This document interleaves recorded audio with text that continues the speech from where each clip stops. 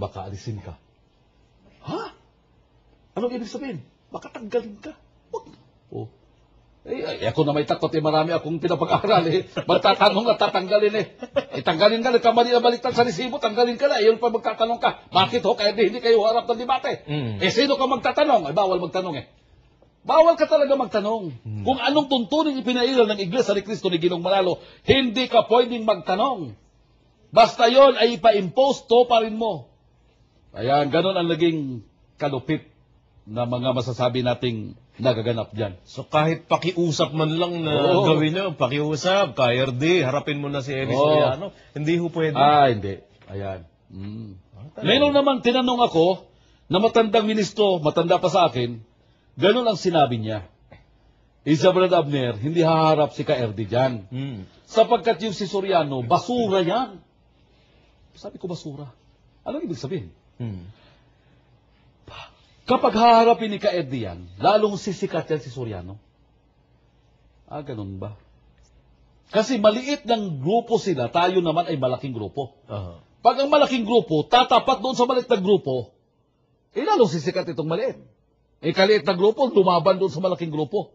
Yun ang kanyang argumento. Ang buwelta ko naman sa kanya ay ganito. Ano po sinabi niyo? Sabi ko, kung pagbatayan mo ganun, Brad, sabi ko, hindi ko pwede tanggapin yan. Bakit po? Bakit? Sapagkat, kung pagbatayan mo, na maliit na grupo sila ni Eliseo Soriano at tayo malaki, nung nagsimula ng Iglesia ni Cristo, malaki. Siyempre maliit. Malaki ang protestante noon at katolisismo. Opo. Ang Iglesia ni Ginong Manalo, maliit. Nakipag-engage sa debate. Ang tanong ba, ba't lumaban ang Katoliko at Protestante sa kanya? Sapagkat hindi yung sa dami ang bilang ang pinagtalunan, kundi ang pinagtalunan doon ay yung aral. Yan. Ang ibig bang sabihin, tama yung panindigan ni Soriano na hindi kaya tindigan ni KFD yung aral ng Iglesia ni Cristo. Di ba yung tunay na pastor, ipagsasanggal ang mga tupa? Yun siya. Ang sagot pa aking binisaya na sagot, alam mo ba? Ano po sabi? Ambot sa imuda. Nanumburi na sabihin niya. Ang ibig sabihin niya, ewan ko sa'yo dyan. Gano'n pala yan. Ewan ko sa'yo dyan. Ambot sa imuda. Ambot sa imuda. Bahala ka da. Ganun mga termino doon sa amin. Ibig sabihin parang iwas-iwas. Iwas na iwas talaga na ilaban si Manalo. Totoo po yan. Wala po ba kayong natatanda? Kasi alam nyo, natatanda ko na si Ray Ismael, si Carome Espanyol, mga dating ministro ho yan Sila talaga nagsasabing walang instansya na si KRD Manalo lumaban ng debate. Wala ba kayo natatandaan? Wala po. Wala. Wala talaga sa buong buhay ko. Nang mula ako'y naanib, naging ministro, hanggang sa ako'y umalis diyan, kahit sa paniginip, wala akong naginip akong humarap sa debate. Wala. Wala. Wala talaga. So, hindi naman natin maitatanggi na talagang nakarating naman sa kanya yung hamon ni Brother Eli. Kasi kayo nga, nasa Mindanao kayo.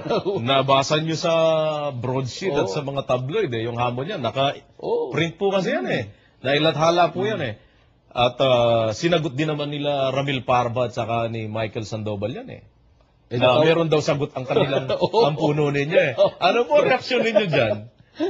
Sabi ko, napakalayo. Yung termino maliputo na, napakalayo, milya-milya. Yung sagot ay milya-milya rin. Si Parva, narinig ko yan ang sagot ni Parva. Nagsuri na ako noon. Ako talaga naghihintay kung anong maging reaksyon. Para magkaalam-alam na. Di ba? Yung sagot ni si Ramil Parva sumagot. Mr. Soriano, ang sagot na namin tagapamahalang Pagkalatan, labanan mo ng debate yung Papa. Kalayo. Si Pope John Paul noon na Katoliko may sakit. Opo. Yung pagmadala baka mamatay. Pagbintagan patuloy si Brad Eli na yung dahil kita mo yan. Hindi, katanayan nga po kapatid na Abner a few days after that incident, namayapa nga po yung Papa Saroba. Kasalukuyang may sakit yun. Kasalukuyang may sakit, nararatay talaga. Nung sabihin nila yun, at yun daw ang sagot ni KRD Manalo. Anong naging tanggap niyo dun sa ganung pananalita? Sa Davao noon, may termino sa aming Cebuano na talawan. Ano po yung ibig sabihin? Duwag. Duwag talaga. Sabagay, ako man, paniwala ako. Kasi hindi sagot ng lalaban yun Opo. So, at sa sagot kong ito ngayon, nung termino sa Davao, talawan siya. Sa termino Tagalog naman, duwag ka. Kung ako may mali, sa sinasabi ko ngayon, na ang termino ng taga Davao, duwag ka, panawagan ko rin sa kanyang lumabas na. O, di ba? Hindi naman pwedeng hindi niya kayo marinig ngayon. Rinig Naka-monitor sila ngayon. Oo, talaga. Na sinasabi niyo ito live. Oo. Alam ko. Kung magkaalam-alam na, lumabas na. Ang sabi nga ni Badele, kahit hindi si Ka-RD o si Ka-Eduardo ang haharap, representante lang nila. Basta may perma, galing sa tagapamahalang pangkalatan, Iranyo G. Manalo, pwede. Pinagyabang na ho ni Ravil Parba. Sabi niya, ako, meron na. Meron na akong authorization. Hinintay namin ilabas niya. Wala siyang inilalabas. ano ba sa palagay niyo? Bakit hanggang ngayon walang mailabas na gano'n? Kasi kung hindi mapipilit yung mga Manalo na lumaban kay Brother Eli, hindi naman actually ang hinihingi talaga ni Brother Eli kung ayaw ba si RD Manalo. Kahit si Ka Eduardo, pwede rin naman Opo. Pero ayaw pa rin. Kahit nga ministro, sabi nyo nga, malinaw sa inyo yung kondisyones na yun Oo. Pero bakit kaya walang mabigyan ng authorization para labanan si Brother Soriano? Sa ng akin, sa sarili ko lang Opo. hindi kaya talagang panindigan. Kung sa ng akin. Kasi kung halimbawa, kung kayang panindigan, dahil sabi na matanda na si KRD, meron siyang i-authorize na, ito harapin mo. Itong aral na dapat, kumpleto tayo sa mga ebidensya, sa mga talata.